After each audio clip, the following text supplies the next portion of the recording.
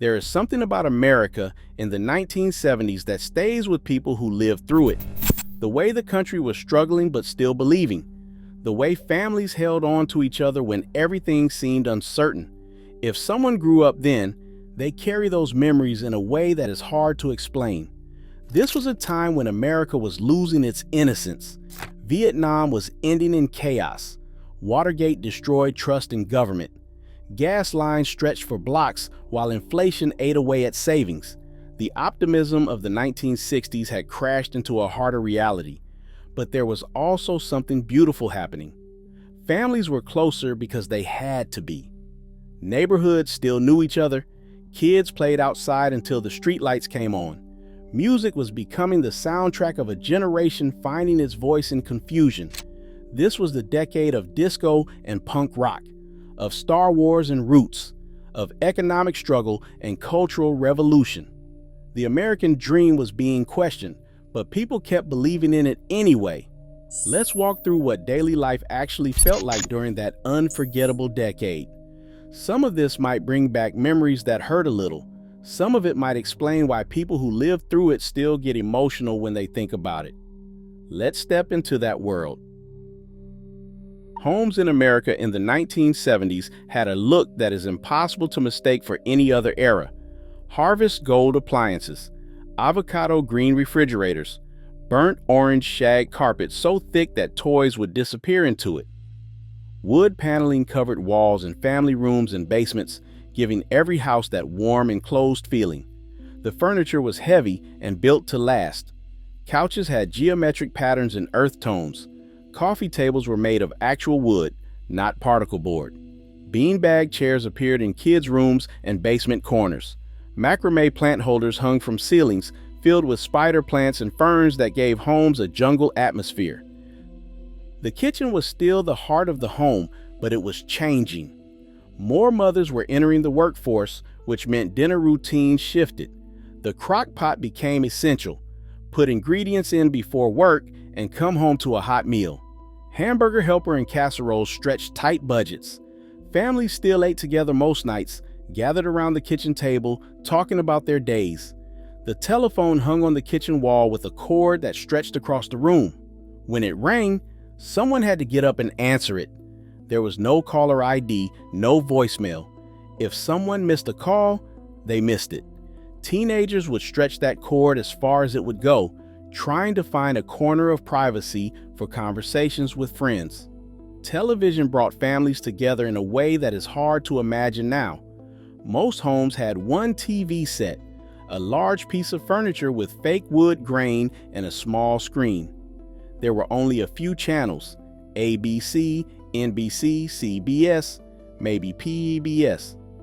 No cable for most families until the very end of the decade. No remote control. Someone had to get up and turn the dial. The TV guide was essential. This small magazine listed every program for the week.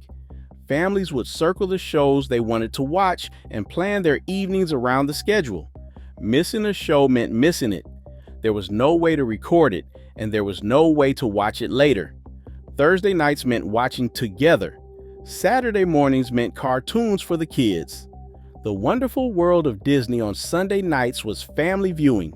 When something big happened on television, the whole country watched together and talked about it the next day. The car defined American life in the 1970s, and that made the energy crisis devastating. American cars were enormous. Station wagons with wood paneling, sedans with bench seats that could fit 6 people, muscle cars with engines that roared. These vehicles got maybe 10 or 12 miles per gallon, and nobody thought much about it. Then the oil embargo hit in 1973 and everything changed. Gas prices tripled almost overnight. Lines at gas stations stretched around the block. People would wait for hours just to fill their tanks. Some stations ran out completely. The odd-even rationing system meant people could only buy gas on certain days based on their license plate numbers. For a country built around the automobile, it was a shock. Suddenly, those big American cars seemed like liabilities. Smaller Japanese imports started appearing on roads. Toyota, Datsun, Honda. They were not as powerful, but they sipped gas instead of guzzling it. The big three automakers in Detroit struggled to adapt, and auto workers worried about their futures. The crisis eased but never really ended. Gas prices stayed high throughout the decade. The carefree road trips of the 1960s gave way to careful calculations about whether a drive was worth the cost. Before we continue with the struggles and changes that define this era, if you are finding yourself remembering what life was really like back then and want to explore more decades and places, consider subscribing. There are so many more stories about how Americans lived through times of change. The economy in the 1970s was punishing in ways that people who did not live through it cannot fully understand. Inflation was relentless. Prices rose year after year. The dollar in someone's pocket bought less every month. Savings accounts lost value even while the numbers stayed the same. Interest rates climbed to levels that seem unbelievable now. By the end of the decade, mortgage rates exceeded 12%. Young couples who dreamed of buying a home watched that dream slip further away. Those who had bought homes saw their payments become crushing burdens. Unemployment rose, especially in manufacturing cities. Factories that had employed generations of families started closing or moving. The steel mills of Pittsburgh and the auto plants of Detroit shed workers. Towns that had been prosperous became desperate. Stagflation was the word economists invented for what was happening. Inflation and stagnation at the same time. Prices going up while the economy stalled. It was not supposed to be possible, but it was happening, and nobody seemed to know how to fix it. Families adapted. They had to. Mothers who had stayed home entered the workforce to help make ends meet. Meat became a luxury that appeared less often on dinner tables. People learned to repair things instead of replacing them. Hand-me-down clothes passed from older children to younger ones. The trust that Americans had in their institutions crumbled during the 1970s. Watergate was more than a political scandal. It was a revelation that the President of the United States had lied, had covered up crimes, had abused his power. When Richard Nixon resigned in August 1974, it was unprecedented. He was the most powerful man in the world, brought down by his own dishonesty. For people who had grown up believing in America, believing that leaders could be trusted, it was shattering. The generation that had fought World War II watched in disbelief. Their children, already skeptical from Vietnam, felt their cynicism confirmed. Vietnam itself ended in 1975 with images that burned into American memory. Helicopters evacuating the embassy in Saigon. Desperate people climbing fences, trying to escape. After years of sacrifice, after over 58,000 American lives lost, the war ended in chaos and defeat. The soldiers who came home did not receive parades. Many returned to a country that wanted to forget the war they had fought. Some struggled with what would later be called post-traumatic stress disorder, with little help available. The wounds of Vietnam would take decades to begin healing. Music in the 1970s became an escape and a voice for a generation trying to make sense of everything. The radio was the center of musical life. AM radio played top 40 hits. FM radio carried album rock and deeper cuts. People would sit by the radio with a cassette recorder, waiting to capture their favorite songs. The sounds were diverse and powerful. Early in the decade, singer-songwriters poured out their hearts. James Taylor, Carole King, Cat Stevens. Their introspective songs gave voice to private struggles. Tapestry by Carole King stayed on the charts for years because it spoke to something real in people's lives. Rock and roll evolved in multiple directions. Led Zeppelin and Black Sabbath created heavy sounds. The Eagles and Fleetwood Mac crafted California harmonies. Bruce Springsteen wrote about working-class dreams and disappointments. His songs about factory towns and broken promises captured exactly what so many Americans were living through. Disco emerged in the middle of the decade and became a phenomenon. Dance clubs opened everywhere. Saturday Night Fever made disco mainstream. People would dress up and spend entire evenings on the dance floor, losing themselves in the music and forgetting their troubles for a few hours.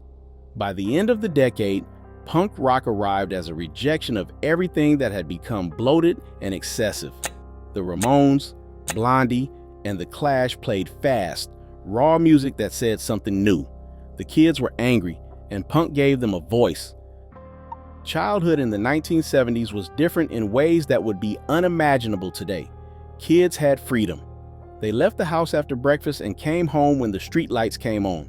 Parents did not know exactly where their children were every moment. There were no cell phones and no GPS tracking. Kids roamed neighborhoods on bicycles, exploring and creating their own adventures. Summers stretched endlessly. Sprinklers on lawns, catching fireflies in jars. Pickup baseball games in empty lots.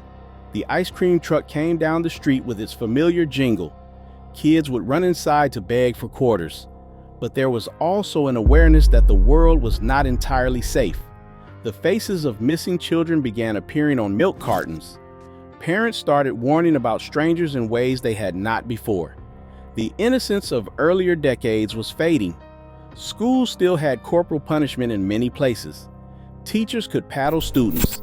Discipline was strict, but schools also had music programs, art classes, and recess that lasted long enough for kids to actually play. Families struggled, but they struggled together. Divorce rates were rising, and children of divorced parents carried a stigma that seems cruel now, but extended families often lived closer together. Grandparents were part of daily life, not distant relatives seen on holidays. Neighborhoods were communities. People knew their neighbors. Block parties happened. When someone was sick, casseroles appeared on doorsteps. When someone died, the whole street mourned together. There was a safety net made of human connections that has become harder to find. What makes the 1970s heartbreaking is the combination of loss and resilience. Americans watched their country struggle. They saw leaders fail them. They felt their economic security slip away. The bright promises of the post-war years dimmed, but they kept going. They raised families. They went to work. They found happiness where they could. Saturday Night Fever was not just about disco. It was about young people creating moments of happiness despite dead-end jobs and limited futures. The decade ended with the Iran hostage crisis. Americans were held captive while the country watched helplessly. It was one more blow to national pride, but it was also the eve of a new decade that would bring its own changes. For those who lived through the 1970s, the memories are complicated.